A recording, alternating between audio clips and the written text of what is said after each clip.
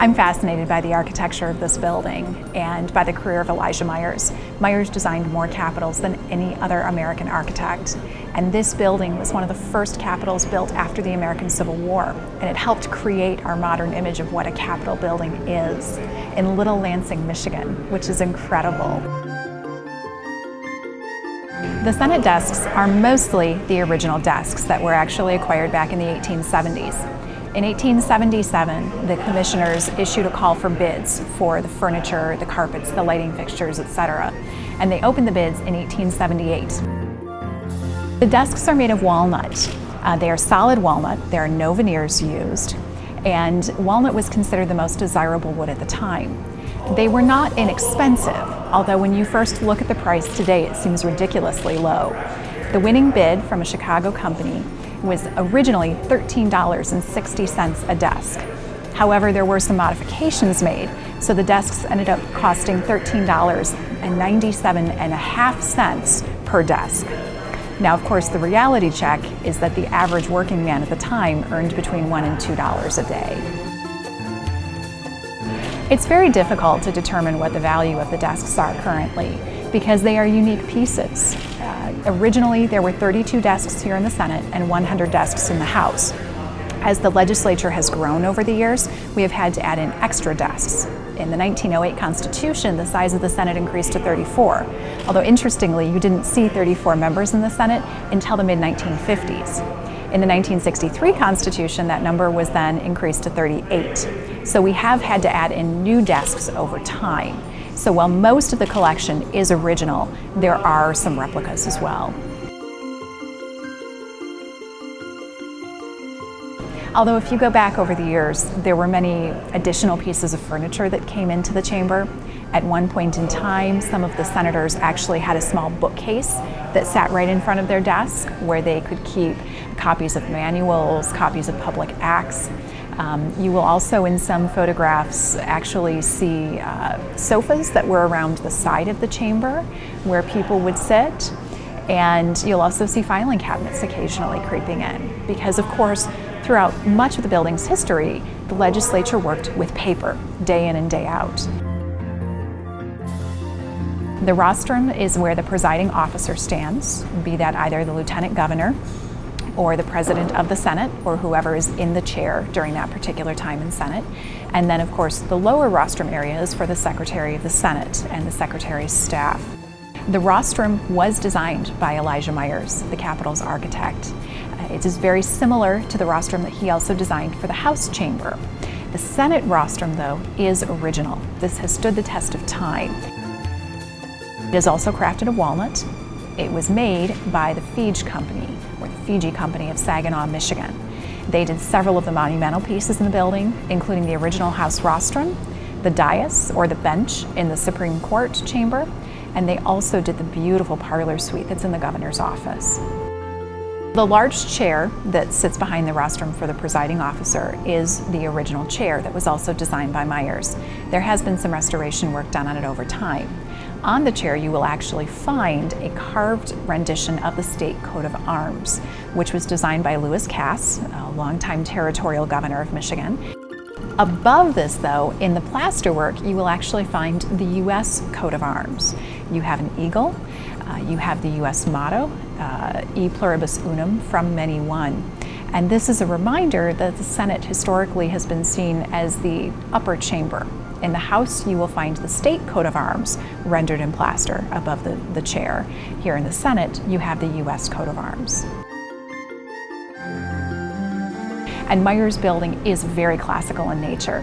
We have beautiful columns on the exterior of the building that advance in order up the building. So it begins with a very simple Doric column, then you move to an Ionic column, then a Corinthian column. What's interesting is he carries this design scheme actually inside. So in the Senate, where you have a two-story room, of course the Senate floor is going to be on the second floor level, and then the gallery is on the third floor level. In this space, he actually carries in those classical orders. So as you look around on the floor level, you have pilasters. A pilaster is an engaged column, or a somewhat flattened column, and these pilasters are in the Ionic order. The idea in all of this is that you have an increasing level of detail on each level. and this draws your eye upward. Until the 20th century, when the modern skyscraper was developed, tall buildings were hard to build. So architects used every trick they could to make buildings look taller. So even in a space like this, you have increasing levels of detail moving up the room, thereby drawing your eye up and tricking you into thinking the space is actually larger than it is. Capitol today is known as one of the best examples of Victorian style or Victorian era decorative art in America. Throughout the entire building, we have approximately 9 acres or 9 football fields of hand-painted art. And it's just a riot of color throughout the building. What surprises most people, though, is when we opened our doors on January 1st of 1879, the building was mostly white inside. In fact, original photographs of the House and the Senate chambers show white walls, which looks very unusual to the modern viewer. One reason that the walls were not painted originally was because the plaster had not cured fully, which was a process of months, if not years. Now in 1881, Charles Croswell, who was the first governor to work in this building, in his last address to the legislature as he was about to leave, stated that he felt the time had come to decorate the walls with frescoes or some style of art that would be appropriate to a building of this sort. And he was but one of many people who felt that way. One of my favorite comments from this period notes that the vast expanses of white and light-colored walls were quite tiresome to the eyes. The carpet that we have today is a reproduction of the second carpet that we had in the Senate chamber. When the building opened in 1879, the Senate chamber had not yet been painted. So there was an original carpet that was then removed in 1886 when the chamber was fully painted and decorated. That carpet, the second carpet, came to be known over time as the chicken coop carpet. Tradition goes that when the carpet was removed from the Senate chamber in the very early 20th century, it was procured by a gentleman who lived in the Mason area, who was a member of the Eden Methodist Church. We received some pieces of the carpet in 1990 from a woman named Maxine Fay. Maxine's family had attended this church for generations, and when the sanctuary was remodeled in the 1950s, her family rescued some of the carpet and took it home. It was stored in their family home and on the family farm, eventually ending up in a chicken coop, which was not functioning as a chicken coop, by the way. It was just simply used as a storage space. And this was preserved for decades. We had a very nice photograph of the chamber from 1899 that showed the pattern of the carpet, but of course the photograph is in black and white. Ms. Fay went digging, found her piece of carpet, and actually gifted it to the state. It became part of the Capitol Archive, and in 2013, when the time had come to replace the carpet from the restoration, which was again inspired by the Victorian era, this time we decided we were going to accurately replicate what has come to be known as the chicken coop carpet, which is what you see in the chamber today. One of the most spectacular features of the Senate chamber is the beautiful skylight that we have up above us. This was part of Elijah Meyer's original plan to light the Senate chamber. The building was built at a time when gas lighting was still being used, and gas lights are much darker than the electricity that we are used to today. So Meyers wanted to draw in as much natural light as possible to augment the gas light and to give the chamber a more open, airy feel.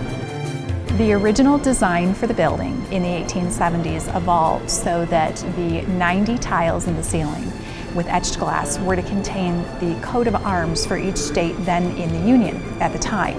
And it was the job of Allen Bors, who was the secretary of the Capitol Building Commission, to actually send a letter to each Secretary of State in each state then in existence to determine what their coat of arms looked like. Because of course, one could not simply sit down and Google it at the time. So Bors sent these letters out, and the responses are actually still preserved in the state archives to this day. Many of them responded on letterhead that included their state coat of arms, or in some cases they would actually include a wax embossed seal on a separate sheet of paper. Now, when the Senate decided to restore the chamber, they held a design competition to design a new tile to celebrate the rededication. This was open to students across the state, and there was a young woman in the Traverse City area who submitted a drawing of the Mackinac Bridge. and that was actually created at that time. In between the glass tiles, running down from the beams of the ceiling, you will see a series of pendants. A pendant is an architectural feature that was popular beginning in the Gothic period in Europe and became a part of Victorian architecture in America in the 19th century. A pendant is simply there to add additional decoration and ornamentation, and it really adds a sense of three-dimensionality to the ceilings. You have the etched glass tiles that are recessed up into the ceiling, and then you have the pendants protruding down, which really creates a lovely effect. Today, throughout the Capitol building, you will find doorknobs and door hinges that are cast with the Michigan State coat of arms in them. This is slightly different than the Michigan State seal. The state seal can only be used by the state for official purposes, but the coat of arms can be replicated and has been in many different areas throughout the Capitol over the years. If I could time travel back even for one day, I think I would choose to go back to January 1st of 1879, which was the day this building opened, and meet the men and women who came that day, walk up and down the halls and see what it was really like, see the corridors as they were lit by gas lights, walk into the House and the Senate chamber, stand on the glass floor and stare up in the dome. It would be an incredible experience.